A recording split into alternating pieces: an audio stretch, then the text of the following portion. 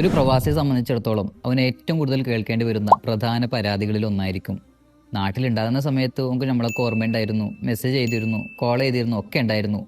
ഇപ്പം വലിയ ഗൾഫുകാരനായില്ലേ, ഞങ്ങളൊന്നും ഓർമ്മയുണ്ടാവില്ല എന്നിങ്ങനെ തുടങ്ങിയ പരാതികൾ കേൾക്കാത്ത പ്രവാസികൾ ഉണ്ടാവില്ല.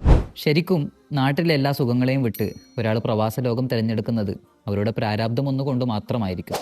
എന്നാൽ അവിടെ എത്തിയതിനു ശേഷം നമ്മളിൽ എത്ര പേരെങ്കിലും എന്താടാ നിനക്ക് സുഖാണോ, എന്താ അവിടുത്തെ അവസ്ഥ, എങ്ങനെയാ കാലാവസ്ഥ എന്നിങ്ങനെ തുടങ്ങിയ വിഷയങ്ങൾ അന്വേഷിക്കുന്നവർ എത്ര പേരുണ്ടാകും?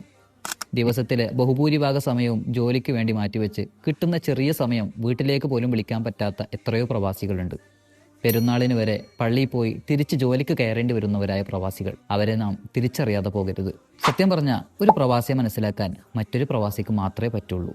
അതുകൊണ്ട് നിങ്ങളുടെ ആ പ്രവാസിയായ കൂട്ടുകാരനിക്ക് ഇപ്പോൾ തന്നെ ഒരു മെസ്സേജ് ചെയ്ത് ഒരു സുഖവിവരങ്ങൾ അന്വേഷിക്കുക. അതവർക്ക് നൽകുന്നത് നാളെയുടെ വലിയ പ്രതീക്ഷകളായിരിക്കും.